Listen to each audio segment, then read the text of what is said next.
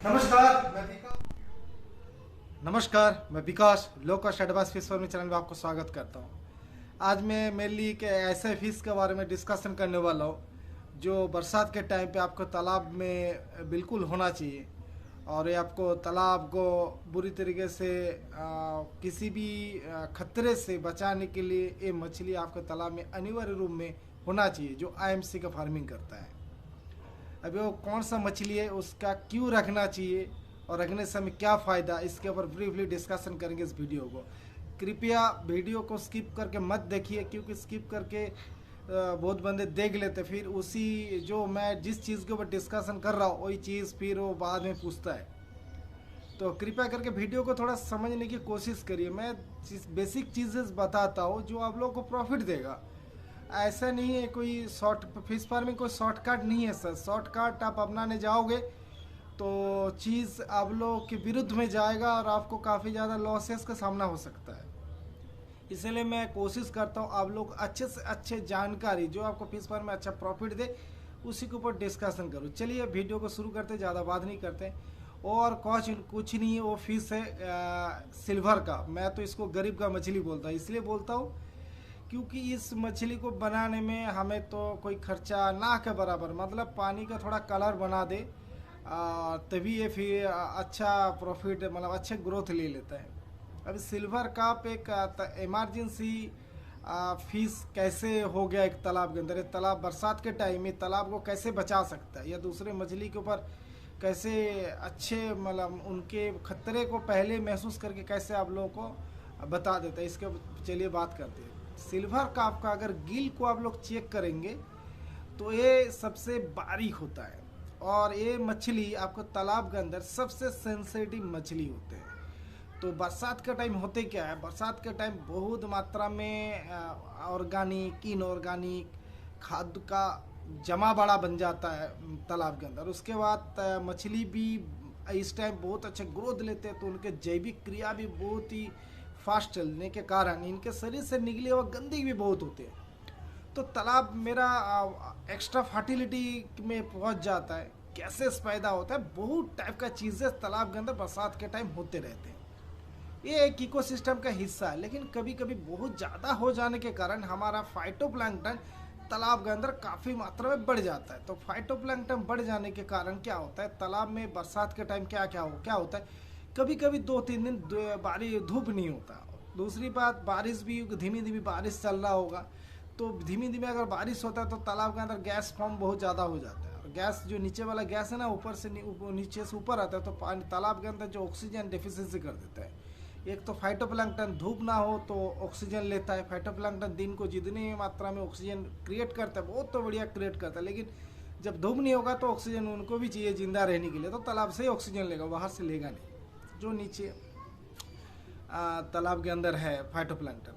तो इसी सिचुएशन में क्या होता है, मछली कभी कभी आप देखेंगे मछली ऊपर आना शुरू हो जाता है और मछली मोर्टालिटी भी होता है। तो इसको सिल्वर कप काफ़ी हद तक बचाते हैं। कैसे, सिल्वर कप का मेन ईटिंग हैबिट है वो फाइटोप्लैंक्टन लेते हैं। फाइटोप्लैंक्टन लेने के कारण वो तालाब के अंदर फाइटोप्लैंक्टन बूम जो ब्लूम होता है, बहुत मात्रा में जो फाइटोप्लैंक्टन बनने का जो प्रक्रिया है उसको उस लेवल तक जाने नहीं देते, उससे पहले वो इनटेक कर लेते हैं। या थोड़ा बहुत भी बन भी गया होगा तो हम फीडिंग को बंद करवा देंगे तो तुरंत फाइटोप्लैंक्टन को ये मछली सिल्वर कप उसको न्यूट्रल फॉर्म में लेके आ जाएगा, मतलब जितने हमें होने से काम चल जाएगा उतने, मतलब अति जो घना फाइटोप्लैंक्टन तालाब में जो ब्लूम जो लेवल है उस लेवल में पहुंचने नहीं देता। तो इस हिसाब से फाइटोप्लैंक्टन हमारा तालाब को बचा रहा है। दूसरी बात, ये खुद भी उससे बहुत फास्टली बरसात में तो इसीलिए बरसात के टाइम सिल्वर कप का ग्रोथ, मतलब क्या बताए, आप लोग खुद देखेंगे ना, 100 ग्राम का मछली अगर ठीक से रखा जाए तालाब के अंदर और सही डेंसिटी में तो ये एक महीने में तो 500 ग्राम क्रॉस हो सकता है। देखिए, मैं ग्रोथ के बारे में इसलिए नहीं बोलता कि ग्रोथ लेना आप लोग के हाथ में, मैं प्रॉपर चीज़ें उसको समझा रहा हूँ, वो आप लोगों को अपने कैपेबिलिटी के ऊपर समझ के काम करना है, तब जाकर आप अच्छा फार्मर बन सकते हो, अच्छा प्रॉफिट ले सकते हो। अभी दूसरी बात क्या है, तब ये बहुत सेंसिटिव फिश होने के कारण तालाब के अंदर गैसेस को सबसे ज़्यादा इफेक्टेड एक मतलब ये पहले रिस्पॉन्स देते हैं। अगर तालाब के अंदर एमोनिया टॉक्सिसिटी हो गया या किसी टाइप का खराब गैसेस जैसे नाइट्रस, नाइट्रोजन टाइप का बहुत सारे गैसेस अगर एमो टॉक्सिक फॉर्म में पहुंच जाते हैं, मतलब उनके अगर पीपीएम ज़्यादा हो जाए, तब क्या होता है, ये हमारा सिल्वर का सबसे फास्टली इफेक्टेड होते हैं और फास्टली इसका मृत्यु होता है। तो इससे भी हम लोग पहले तालाब से समझ सकते हैं, हाँ तालाब के अंदर मेरा कुछ ना कुछ दिक्कत हो रहा है। जो तालाब को रेगुलर वॉच करते हैं या मेंटेनेंस करते हैं, उनको तो पता है मेरे तालाब में क्या स्थिति है, क्या करना चाहिए, नहीं करना चाहिए। लेकिन जो बंदे नए हैं, प्रॉपर चीज़ को नहीं समझ रहे, उनके लिए बहुत सारे प्रॉब्लम है। क्योंकि अचानक अगर कोई चीज़ बढ़ जाए तो उसको न्यूट्रलाइज करने में काफ़ी दिन लगता है, काफ़ी टाइम लगता है, बहुत पैसा भी जेब से जाता है। क्योंकि इन्हें और हम नॉर्मल तरीके से करेंगे तो थोड़ा टाइम लगेगा, रासायनिक तरीके से करेंगे फास्ट तो होता है, लेकिन उससे भी बहुत ज़्यादा पैसा भी जाता है, मछली तो बहुत ज़्यादा मोर्टेलिटी भी होता है, बहुत सारे चीज़ें होता है, तालाब के इकोसिस्टम में भी गड़बड़ होता है। क्योंकि बरसात का टाइम है, हम तालाब को अगर कोई भी चीज़ को अप्लाई करें फालतू का चीज़, तो मछली का ग्रोथ के ऊपर तो इम्पेक्ट होता ही होता है। किसी भी चीज़ को डालो सर, मछली के ऊपर इम्पेक्ट होना ही होना है।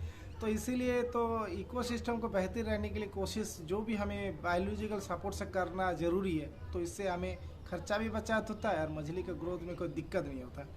तो ये मछली पहले आपको रेस्पॉन्स कर देगा, मरा है नहीं, मतलब बीमारी हो रहा है। तो अगर एमोनिया टॉक्सिसिटी होता है या कोई बीमारी हो तो मछली का स्टाइल कैसे होता है मैं बता देता हूँ, तो आप लोगों को समझ में आ रहा होगा। ये आप देखेंगे तालाब के अंदर ऐसे करके, जैसे तालाब के ऊपर का पानी का सतह है ना, तो वहाँ से कूदता है, कूदने के बाद एक दो चक्कर लगाए, ऐसे ही घूमेगा स्पीड में घूम के पलटी खा जाए। अगर आपको देखोगे तो उनको बिल्कुल ही आप उठा के तुरंत लाओगे तो आपको शरीर में कोई दाग वगैरह नहीं होगा। नहीं होने से कभी कभी इनके शरीर में तो ज़्यादा दाग वगैरह नहीं होता, कुछ देर रखने के बाद दाग दिखाई देता है, लाल लाल स्पॉट आपको शरीर के कभी कभी दिख सकते हैं। अगर काफ़ी टाइप का नाइट्रस टाइप का गैसेस से अगर प्रॉब्लम हुआ होगा। नहीं तो इनके मेन इफेक्टेड गिल में होता है। ये जो गैसेस है ना, मछली के गिल को ज़्यादा इफेक्टेड करते हैं, वो गिल तोड़ देता है, तोड़ने के कारण ऑक्सीजन नहीं ले पाता, तुरंत खत्म हो जाता है। दूसरी बात आर्गुलस, तालाब के अंदर इस टाइम आर्गुलस का भी बहुत ज़्यादा प्रॉब्लम है। आर्गुलस भी सबसे पहले इफेक्टेड सिल्वर काफ़ी होते हैं, ऐसा नहीं दूसरे भी होते हैं, लेकिन सिल्वर का बहुत फास्टली इफेक्टेड हो जाता है। तो आप देखेंगे सिल्वर का होगा तो अचानक आपको 15-20 सिल्वर का एट ए टाइम जैसे जैसे चल रहे हैं ना, वो ऐसे भागेगा स्पीड के माफिक, तो आपको पक्का समझ में और पूछ पटकेगा। दूसरे मछली भी पटकता है तो, लेकिन ये आपको दिखाई देगा स्पेशल, ये भी एक साथ भागेगा। तब आप समझ जाइए इन तालाब में मेरे कोई ना कोई पैरासाइट अटैक हुआ है। तभी ये मछली इसी एक साथ झुंड बांध के झुंड बना के ऐसे करके भाग रहा है। तो उससे भी आपको समझ में आ जाना चाहिए, हाँ मेरे तालाब के अंदर कोई दिक्कत है। फिर मछली को नेटिंग करवाई, वो जो प्रॉब्लम है उस प्रॉब्लम को सॉल्व करिए। प्रॉब्लम सॉल्व का मैं हर वीडियो लगभग ला रहा हूँ, फिर भी आप लोगों को कोई ज़रूरत है तो मेरे को कमेंट करके बताना, मैं स्पेशल वीडियो ला दूँगा, कोई दिक्कत नहीं है। मेरे को जितना चीज़ पता है मैं बिल्कुल बेसिक से बारीक से साइंटिफिकली प्रूफ के साथ मैं आप लोगों को बताऊँगा। तो ये मछली तो और किस तरीके से जैसे आर्गुलस हो गया, तो उसके बाद फंगल इन्फेक्शन भी इनको काफ़ी ना, फंगल इन्फेक्शन की इतने नहीं है, बाकी में भी लगता है। लेकिन एक क्या मछली कुछ भी हो दिक्कत में, आप पहले इसके मोर्टेलिटी ही होता है। अभी बात आता है हम तालाब में कितना छोड़े, ये जो बायोलॉजिकल कंट्रोल वगैरह, तो हम पर डेसिमल 102 पीस करके रखिए, जिससे आपको ये जो होने वाला परेशानी, इस परेशानी में आप निजात पा सकते हो। क्योंकि मच्छी का अगर अच्छा ग्रोथ चाहिए तो फाइटोप्लैंक्टन आपको तालाब के अंदर बना के ही रखना पड़ेगा। लेकिन कभी कभी सिचुएशन ऐसा हो जाता है ना बरसात के टाइम, कभी कभी बाहर से भी चीज़ आ जाते हैं, तब जाके दिक्कत हो जाता है। वो चीज़ हर चीज़ हम लोग मेंटेन नहीं कर पाते, तब जाके ब्लूम वगैरह तैयार हो जाता है। इसीलिए इस फिश को रखिए, बेफिक्र होकर फार्मिंग करिए, फार्मिंग का जो भी मेंटेनेंस है वो चीज़ आप करते रहिए। मेरे चैनल को फॉलो करिए, आपको बहुत सारी चीज़ बेसिक चीज़ आपको मिलता रहेगा। जो भी मेरे चैनल को नए देख रहे तो कृपया मैं उनको बताऊंगा थोड़ा चैनल को सब्सक्राइब करिए, जिससे आपको नए नए चीज़ें, नए नए अच्छा चीज़ आपको विथ कम कॉस्ट में, ऐसा नहीं है जो कम कॉस्ट में बोल रहा हूँ, मतलब आपका फिश फार्मिंग में आप अच्छा मतलब हार्वेस्ट नहीं करोगे, ग्रोथ के ऊपर कोई मतलब कॉम्प्रोमाइज़ नहीं है। ग्रोथ तो हमें प्रॉपर चाहिए, लेकिन हम कोशिश करेंगे जो अनवांटेड हम खर्चा है उसको कैसे मिनिमाइज़ करें, हमारा प्रॉफिट को इनक्रीज करिए। चलिए नेक्स्ट वीडियो के लिए नमस्कार, जय हिंद।